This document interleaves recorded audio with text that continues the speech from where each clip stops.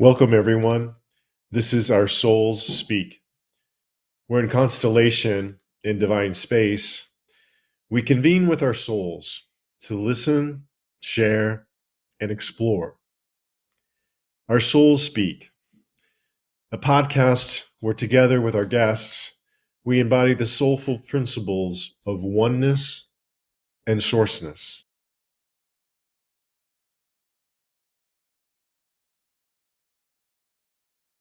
Welcome to Our Souls Speak. I'm honored to introduce you to our guest for this episode, Bodhi Aldridge. Welcome, Bodhi. Thank Bodhi you, Greg. Father of 4, grandfather of 10, a lawyer, coach, and facilitator who guides impactful leaders worldwide on their quest for true freedom. His intention is to ignite the inherent magnificence in men by supporting embodied presence, clear purpose and frequency, and a passion for life. Your topic today, Bodhi, is tuning into the frequency and vibration of the divine masculine. Well, so glad to have you here. Thank you, Greg. Thank you, everyone. Thank you, listeners. So could you tell us a little bit about what you're creating and in the world right now around the divine masculine? Yeah, as you said, Greg, my intention is to ignite the inherent magnificence in men. I believe there's so many beautiful men there who are laying passive, who are lost, who are wanting to be called forth, who are wanting to lean into life. And for me, it's the opportunity to create and hold space for those men, to meet those men where they're at. What I notice for men is that, they want to feel safe, they want to feel seen, and they want to feel certain. And so for me, that's my current mission. You're one of your, I guess, qualities of your work is supporting men in accessing their embodied presence. I know for me, recently, I've had quite a profound shift in my embodiment of the divine masculine. And around the vibration and frequency, there's just this a very relaxed, effortless clarity. There's not that force that a lot of, I think, men experience. Does that resonate with you, or can you expand upon that? Again, as we go deeper into these topics, we meet paradox, we meet mystery, and sometimes it's difficult to to find those opposing views. Yet for me, just to pick up on your question, the biggest asset we have, I think, in life is our attention. Where your attention goes, your energy flows. Mm-hmm. And so for me, one of the key things about embodied presence is how can I simultaneously attune my attention, internally, relationally, systemically. And I think that's such a key part of the work, to come into our bodies, to come into our vertical. Yeah. And then from there, once you can have a felt sense through embodied presence, you start to meet that place that you described. Flow is just presence in action. So that, as you beautifully described, you're in that relaxed place of the unfoldment, the emerging paradigm. Yeah. And, every day there are 2 trains that leave your house. One is the flow train, one is the resistance train.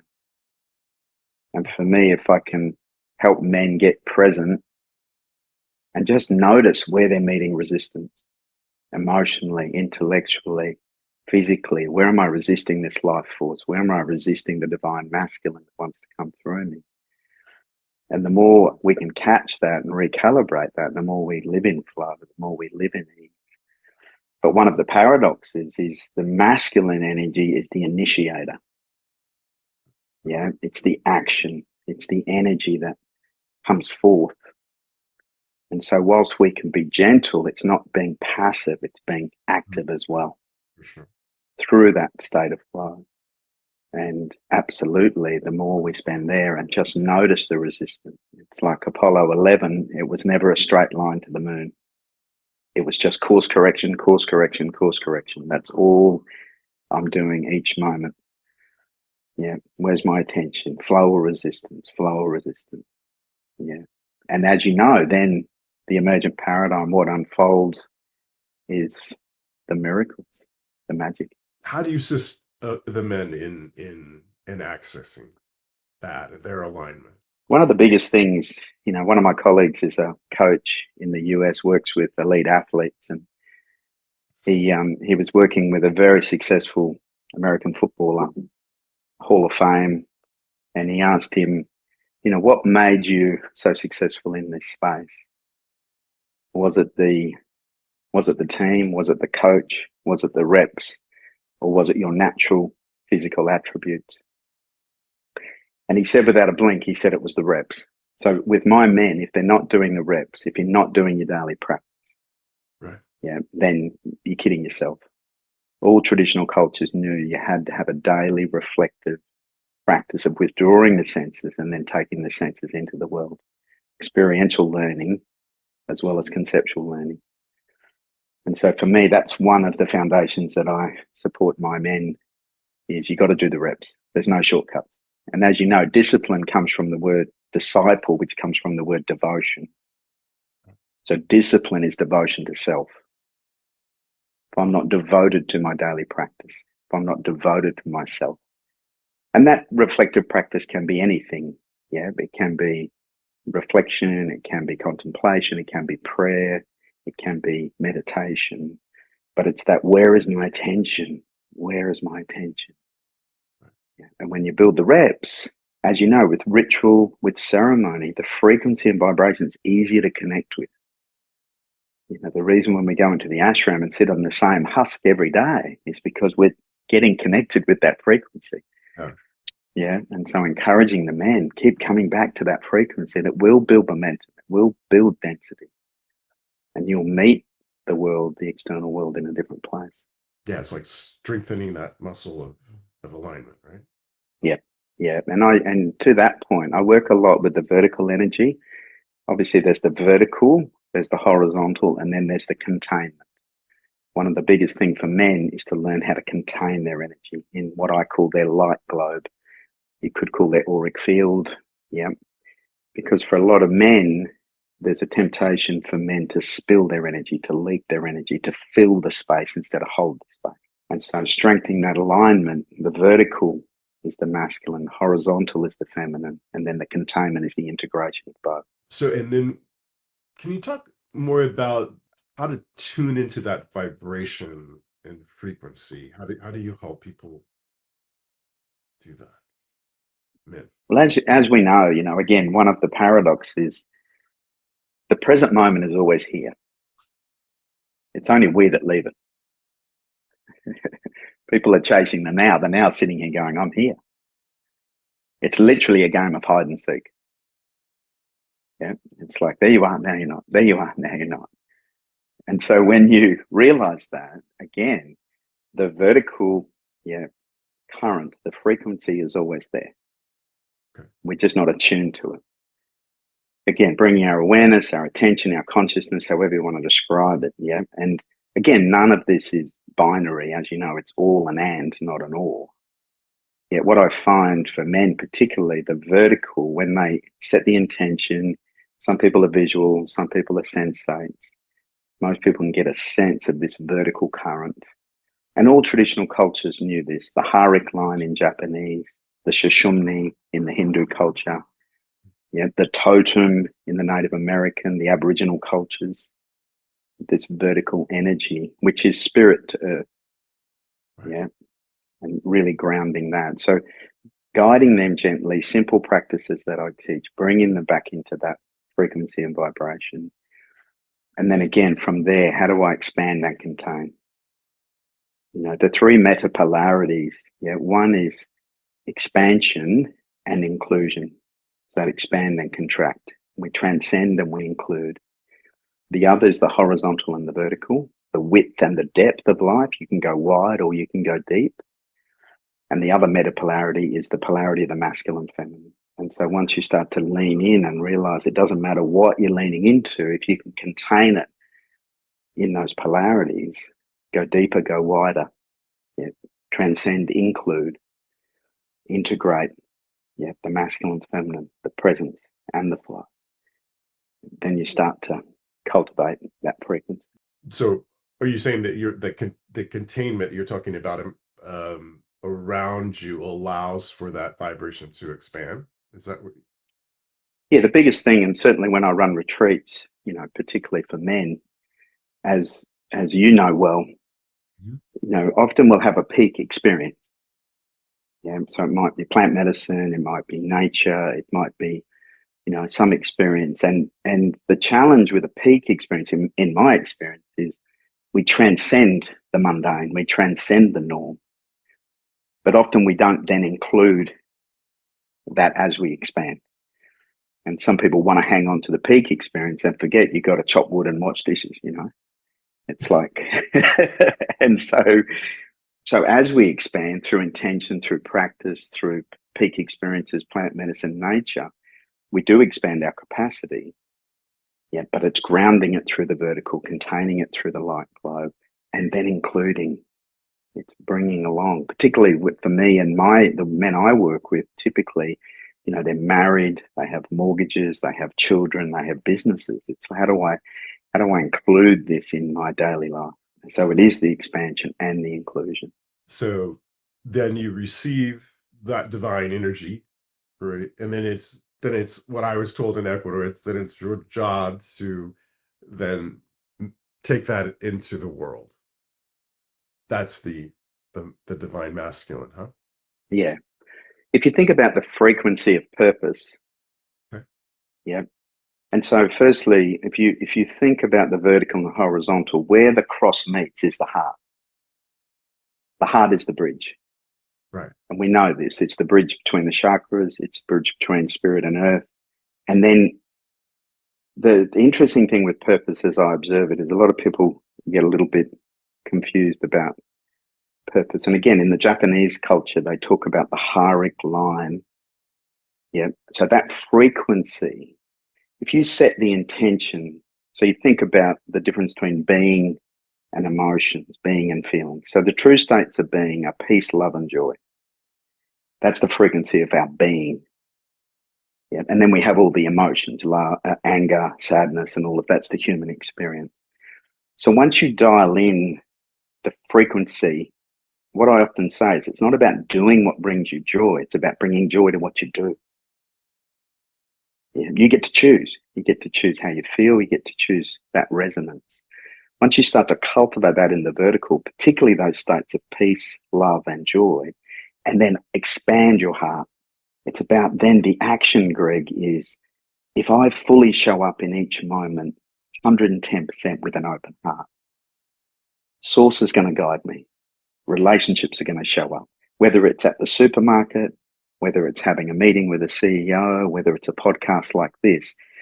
The key is how do I show up fully in each moment with an open heart, Right. with that frequency, with that intention. And as you know, and certainly working with many successful people, most people say, I didn't know I'd end up here.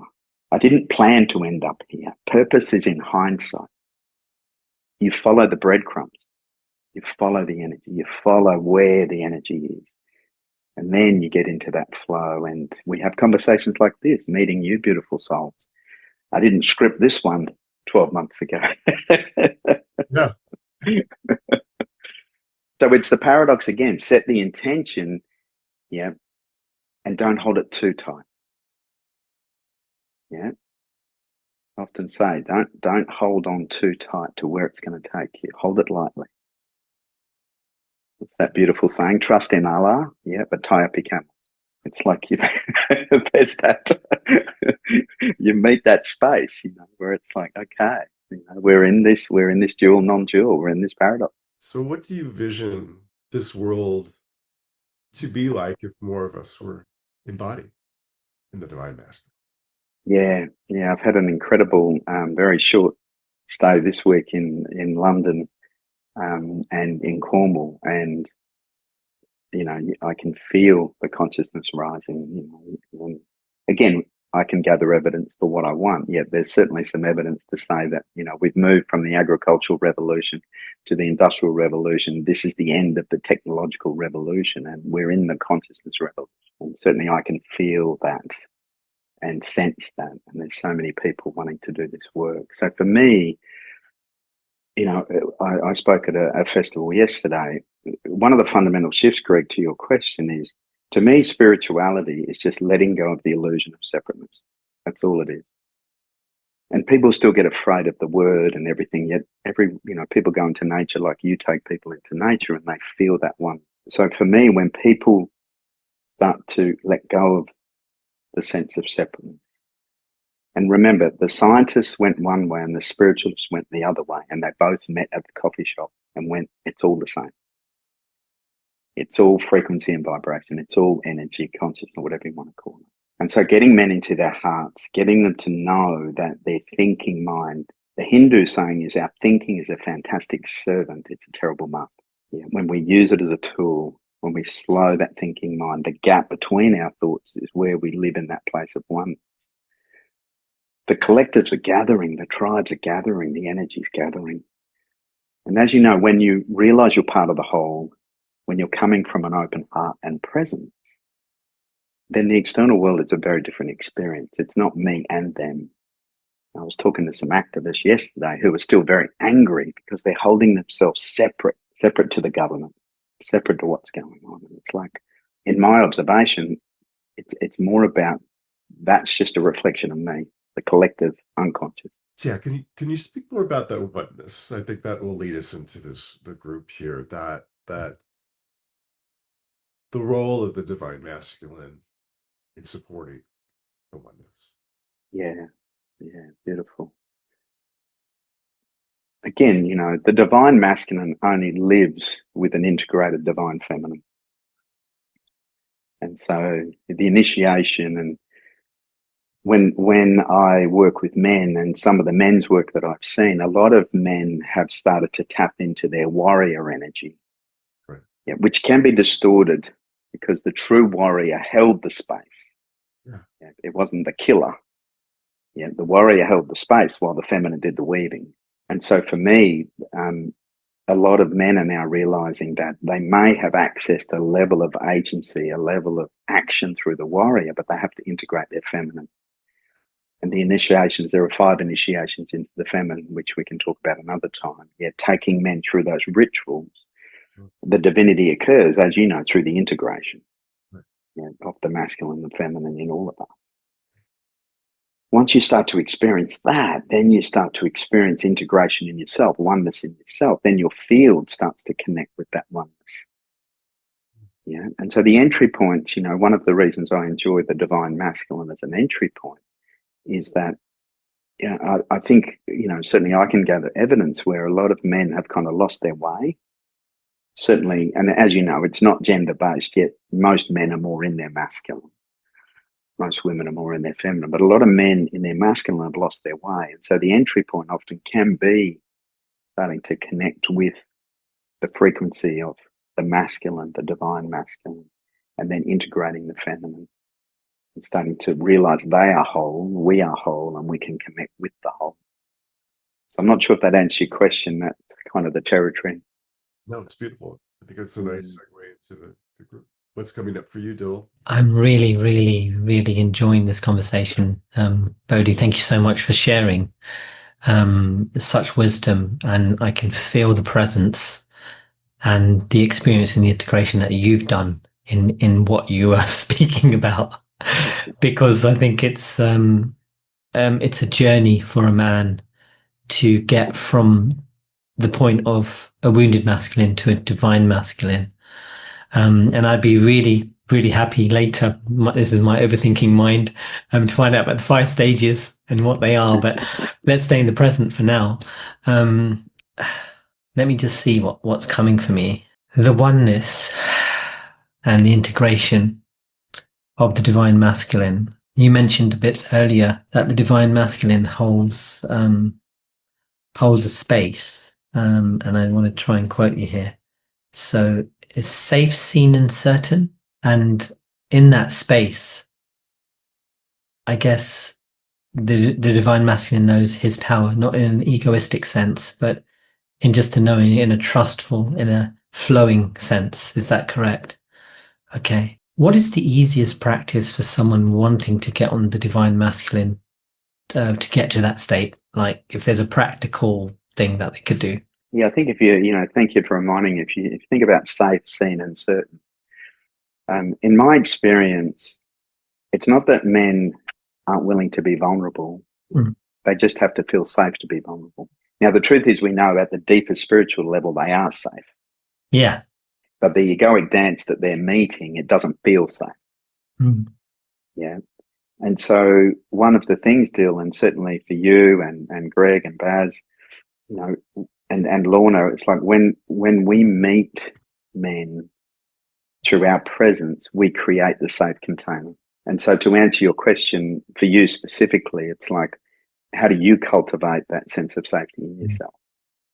And again, we're going to meet the physical body, the nervous system, the emotional system, the energetic system, the stories you make up about feeling safe, So it's, one of the maps I use, Dill, on the hero's journey. And again, it's not linear, but I love the work, the integral work. So what I say is that there's the wake up, the clean up, the grow up, the show up, and the open up. Wow. Yeah. And again, it's not linear, it's a spiral. But when we wake up and realize we're more than our pinhead, yeah, we're more than our thinking mind, our egoic mind, we've got to do a bit of cleaning up. Yeah. And it doesn't end. And so finding safe containers, Dill, for you to do that work. I know nature's important for you, where you get present and feel safe. And then noticing, where are you resisting life? Where are your stories? What I find is it's a fascinating dance. I find a lot of spiritual people really struggle with money and business. They have this whole story about it, this resistance. And I'm like, yet they go into a boardroom and expect the CEO to be vulnerable. And I'm like, well, for them to be vulnerable is just as scary as you to own your power around the money. Yeah.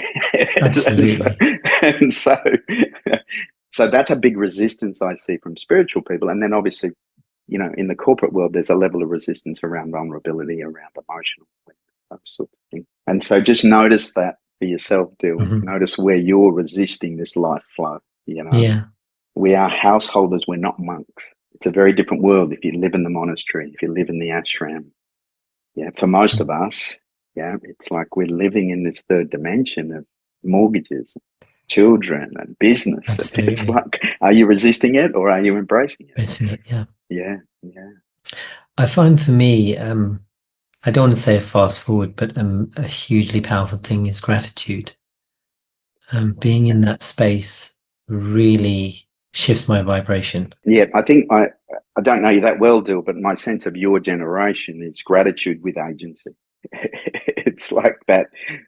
Yeah, okay, each day, where's the action? Where's the agency? Where am I leaning in? Where am I moving forward?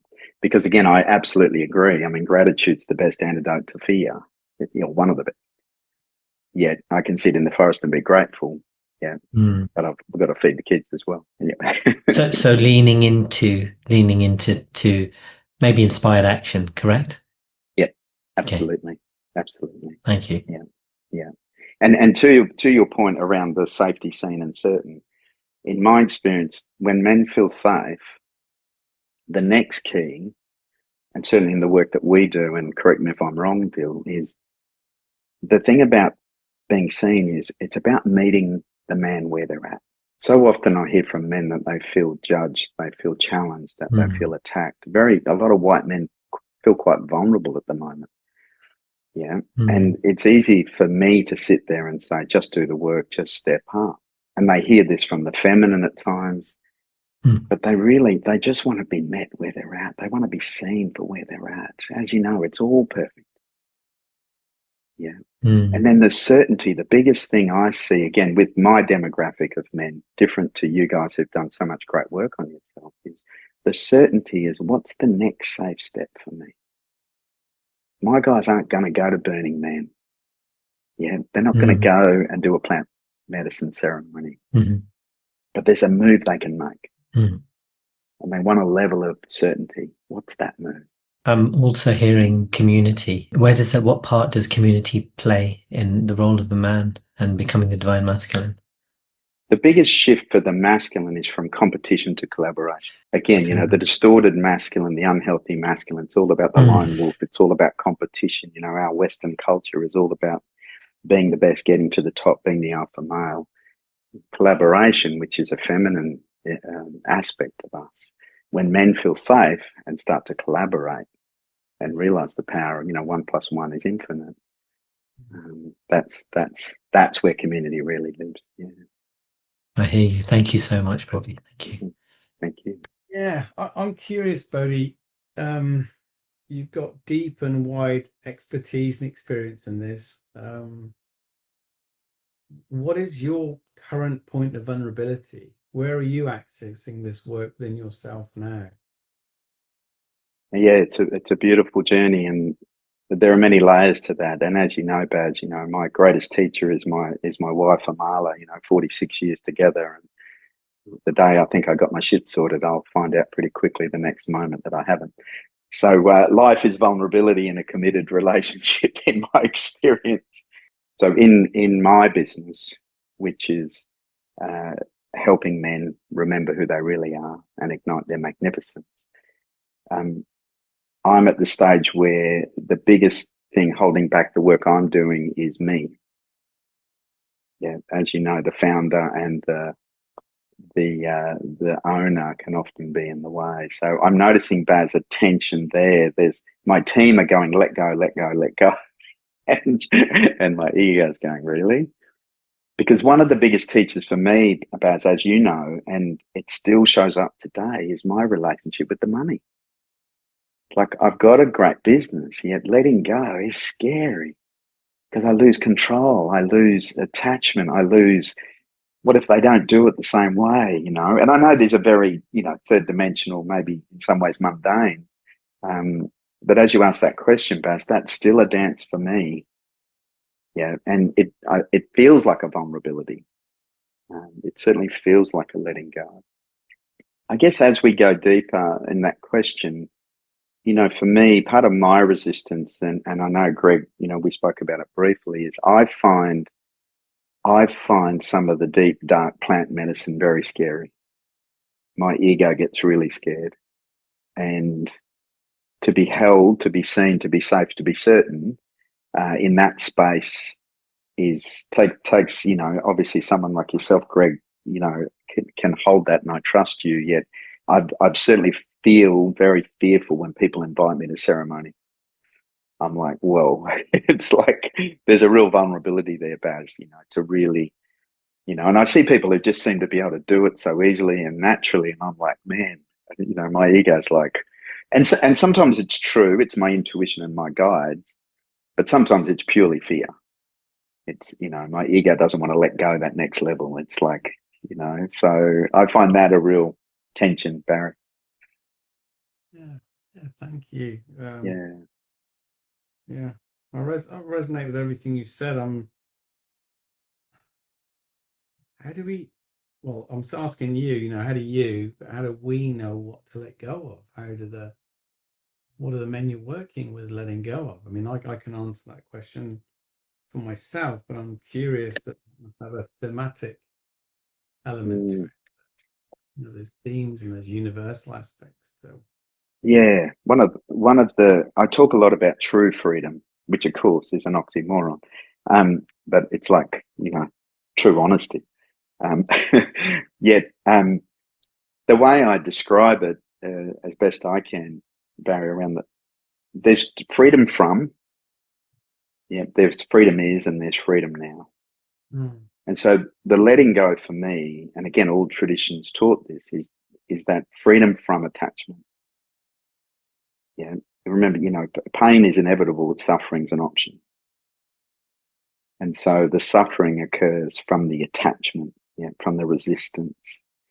And so for me, I'm noticed that letting go of my attachment, letting go of my control, which is a slightly different frequency. Yeah, and I know it in my body, when I'm present. I can feel that, wanting a certain outcome, wanting to manipulate, or, not feeling safe to let go. So freedom from that.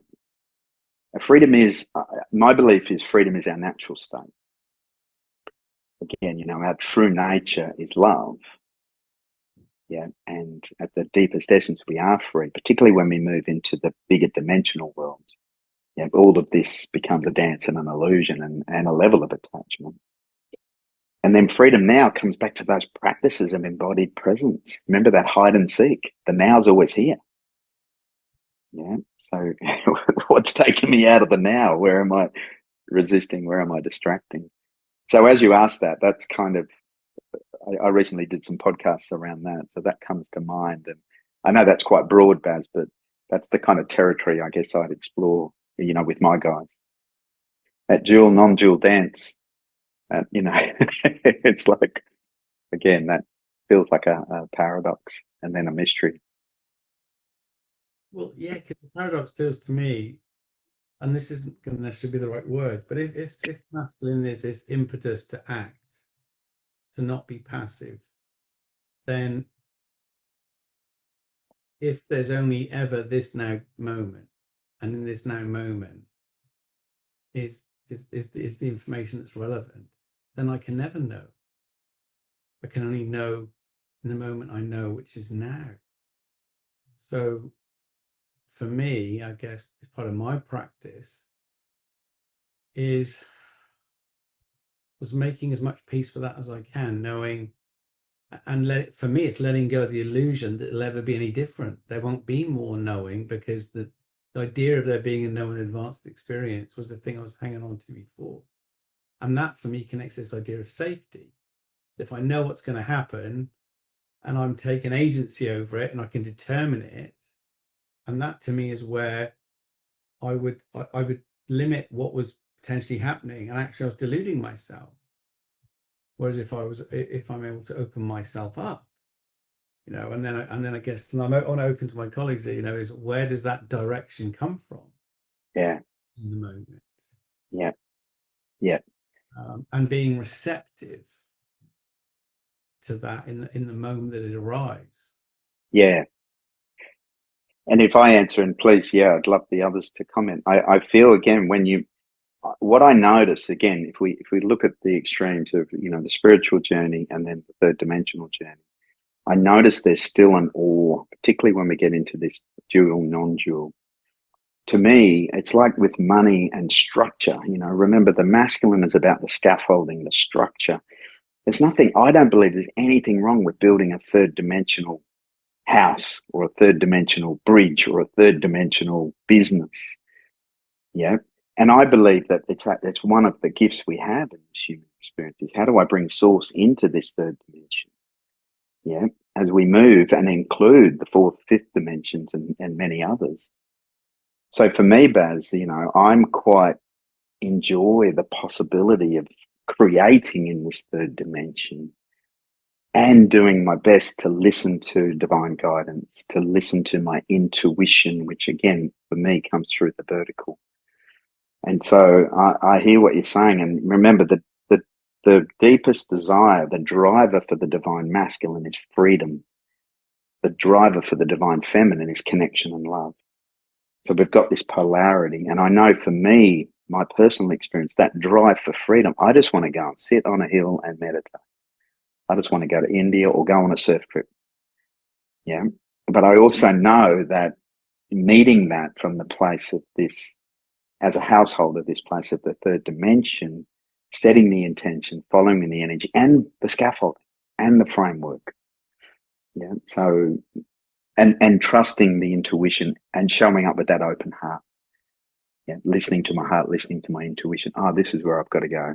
And just noticing when I resist, as I say, whether it's structure, money, third dimension, whatever it is. So yeah, that's kind of, and that's a dance for me. Absolutely, every day. Yeah. The surf trip looks good. Yeah, I guess for me that action comes from that place I was talking about before, is that really centered, aligned, relaxed place, that it springs from the divine coming through me and almost like acting for me. If I can surrender to that, my actions are turn out 10 times better than if I, am the actor. I don't know if that makes sense. Yeah, yeah. It reminds me, Greg, of there is a school of thought about the different stages of consciousness. Yeah, where there's a stage of consciousness where life happens to me, Right. the victim energy. Sure. Yep. And then there's a level of awareness where life happens by me. Right. I create my reality. Right. And then there's a level of awareness where life happens through me. And then there's a level of awareness where life is me. Exactly. And so thank you for naming that, because certainly I'm early in that journey, but I think it's a useful map for me, because what I hear for you is your life's coming through you a lot more now. Yeah. Is what I hear. Yeah. Thank you. Yeah. I'm just realizing I get to create it. I haven't quite got to the place of surrendering and trusting it fully. Bodhi, where would you say you're at along the scale? Life happens to me, by me, through me, is me. Where are you? I think for me, the by me, that's certainly a big part of what I teach. Mm.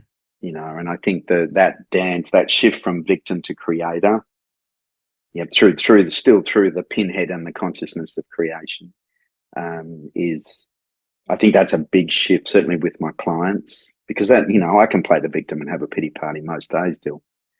I can still feel like life's happening to me. I catch it more often, and I have awareness that I have choice, I have agency, I am creating. Mm. And then, for me, to Greg's point, the peak experiences for me, when I'm in nature, when I surrender, I can feel that coming through me. When I'm surfing, I can feel life coming through me, but I certainly haven't stabilized. I haven't transcended and included that. And it's aspirational, I guess. And to Barry's question, I'm a bit scared of that too. I'd be like, just wake up and let's see what happens, I'm just sitting here wondering about the nature of the fear we're talking about. Like, fear of what? Certainly, again, there's schools of thought. Again, if it's all perfect, and fear creates agency, fear creates a level of movement, then the way I hold it, Barry, is there's psychological fear and there's instinctive fear. And so when I'm out surfing and I see a shark, instinctively I kind of want to paddle in. And I'm okay with that. Amala's usually okay with that. Thanks for coming in. Yeah. But psychological fear, which I get trapped in all the time, it's that FEAR, false expectations appearing real. It's that psychological projection of what's going to happen, making up a story. The feeling is real. I feel anxious, because my body is going, and my mind doesn't know the difference between a saber-toothed tiger or a story I've made up. And so I get caught in that a lot. I make up a story about what's going to happen through the psychology. And the truth is, as you said earlier, Baz, in this moment I'm safe. In this moment I'm safe. In the next moment I'm safe. So for me to answer that question, it's the future projection, the false expectations that catch me. We were talking earlier about the felt sense. Yeah. The felt sense for me, and this is all in the limit of my ability to express it, less about the absence of something. Well, less about the absence of fear, unless it's the overt example you said. I was in the water. For me, and this is the limitation language. It's more about I feel spaciousness. I feel stillness in my body. I feel time to think about or be with whatever's happening, and act with a level of grace, I suppose, and discretion and non-reactivity. I'd say that's how it's characteristic. characterize Yeah. it. I mean, we share so much shared resonance in so many areas, but because I've worked in lots of businesses and companies and still to do to some extent, I kind of feel like one of the things I want to be is in the way I embody is some sort of embodied antidote to the panic and manic and stress and rush that just for me doesn't feel healthy and doesn't feel resonant. I mean, there's a place for it where there's genuine emergency, but actually I feel like that emergency fear state is kind of a default, and I feel it's a default a lot in men, which then becomes normalized as a way of being, and then becomes worshipped as a way of being, and then becomes celebrated as a way of being. And certainly with you, I mean, and how you embody the warmth, the love, the grace, the kindness, I think, for men to embody that, particularly in those environments you're talking about, I think there's bravery. I don't feel brave about that. I just want to be like that. and that feels new, or that feels relatively new. Feels like a new way of being in the context you talked about. I think that reaction you mentioned and all those things you mentioned that's the resistance to life. As I mentioned, there's resistance or flow. And so I agree. And if you think about the nervous system, you think about the inability to metabolize our emotions. Again, generalizations for men, all of that is resisting the life force. They're overthinking 60,000 thoughts a day. Most of them are negative. Yep, all of those are resisting the life force. So, yes, slowing down. It's interesting when you talk about embodiment, Baz. Embodied presence is, as I mentioned, it's a simultaneous attuned awareness. And the way we learn is we learn conceptually and we learn embodied.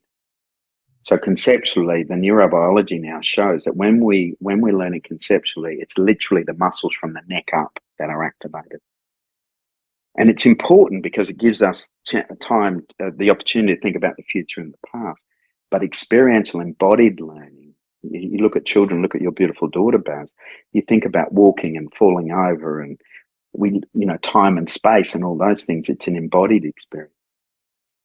And so that's why certainly I think for me, presence, embodied presence, experiential, getting men back in their body, they start to realize how much time they're just in this conceptual world, this world of past, future. And it's again, just a tool. They're not in their bodies. They're not present.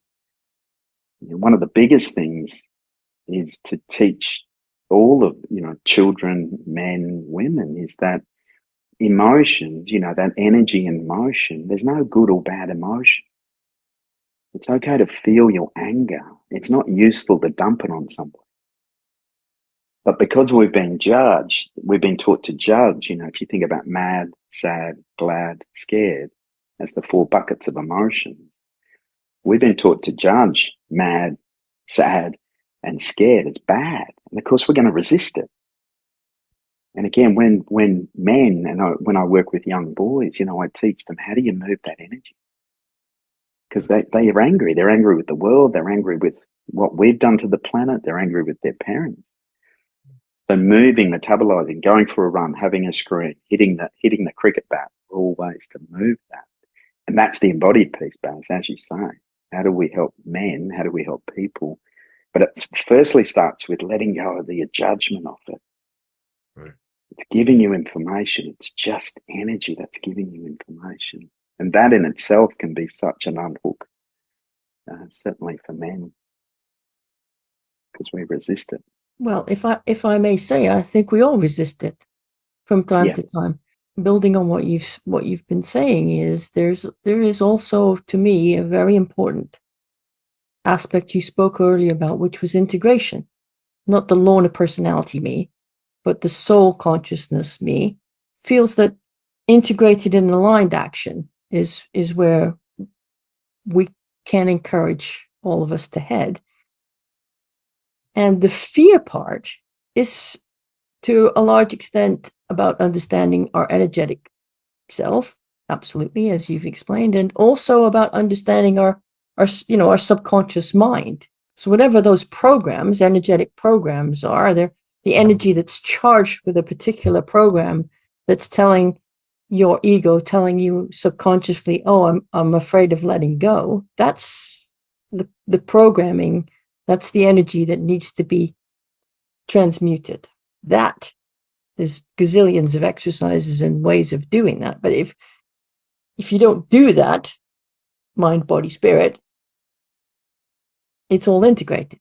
So you can do this, the spiritual bit, having the lovely experiences and all of that. You can do the body bit. Yes, go out and walk in nature. But if you don't address the subconscious mind and all of that programming that we all carry into this incarnation, into any incarnation, we carry this big bucket of conclusions, and that big bucket of conclusions gathered through other lives, possibly.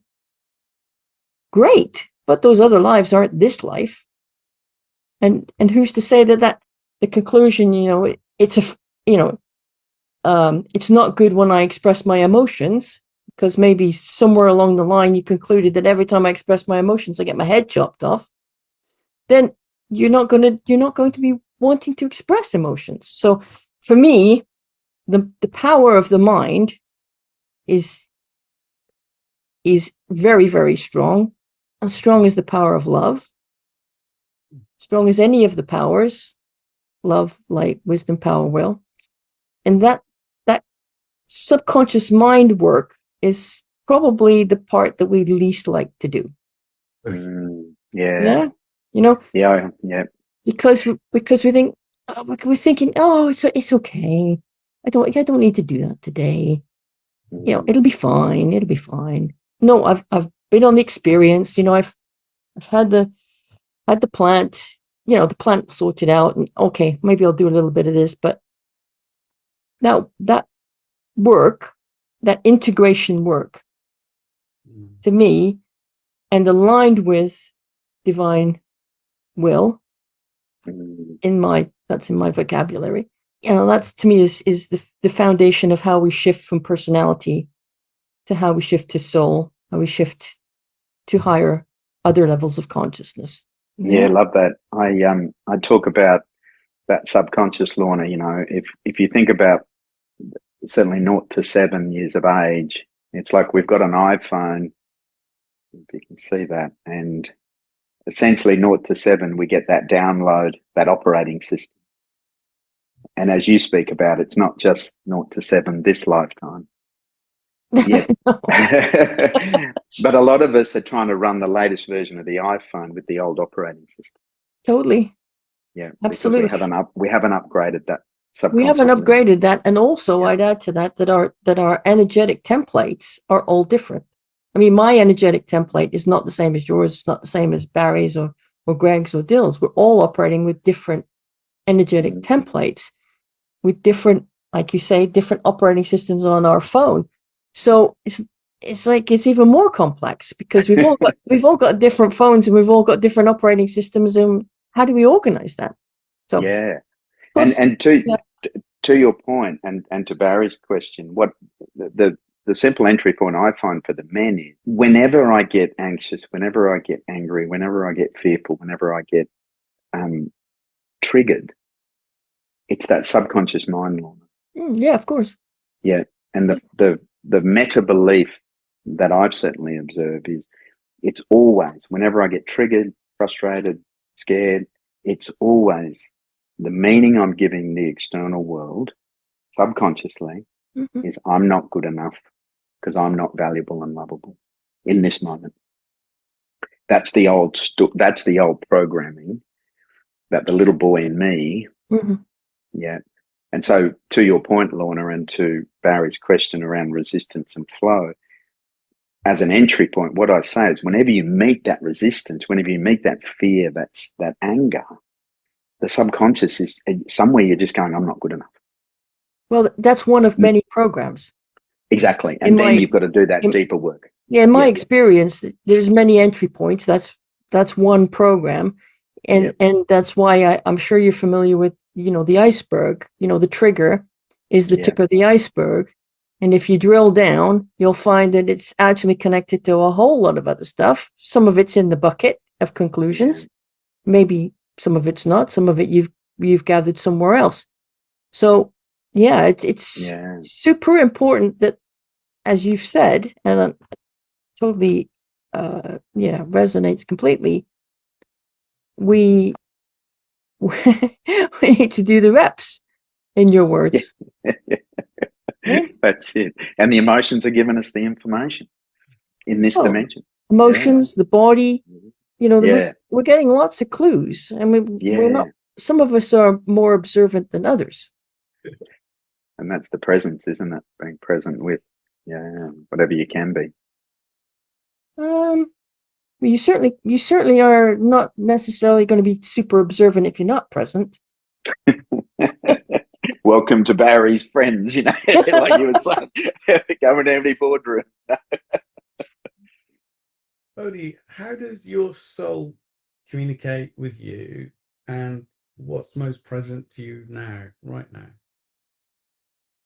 Yeah, beautiful. As you said that, like, I believe that this multi-dimensional being that I am, and certainly coming into the resonance, I talk about my essence, which is, if you think about the different layers of energy, so the incarnation through the ID point, through the vertical, and then there's my essence, my core star. So I'd say, to answer your question, that's often where I feel closest to my soul. I think there is an oversoul, which I'm not as familiar with, but I come back to my essence often and feel my essence, which is a frequency and vibration, in my core star. And then from there, I have the head, the heart, the hara, the different vibration points. What was the second part of the question, Barry? Sorry, just what's most present for you right now? Oh, joy, love, guys. This is amazing. Look at this conversation. Like, this is like, and noticing, and lovely to share with Lorna, noticing those nuances of how Lorna holds it, how we all hold it. There's definitely feeling a little bit of in the body, maybe a little bit of sadness, but certainly a level of joy and excitement, and just that, there's a bit of a frequency there of something like a bit of sadness or something as well. Is that what you mean by most present, or is it more cognitively what's most present? How you want? Yeah, thank you. Yeah. Well, we can't thank you enough for joining us. This has been, and we'll have to do it again. There's so much more to this that we want to hear your wisdom about. Your presence again, and thank you for taking the time to be with us. Yeah, thank you. As Baz asked that, I'm feeling a portal even opening as we talk.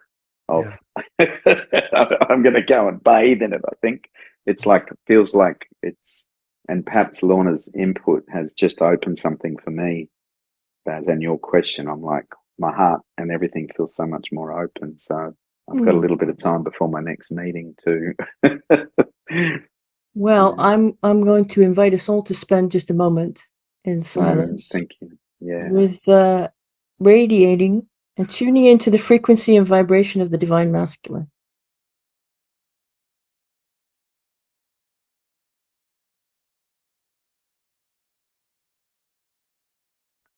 Love. It was Father's Day here in the UK yesterday, so to all the fathers and grandfathers, all the divine beings, the divine masculine, the teachers, the saints, the ancestors, love, blessings to us.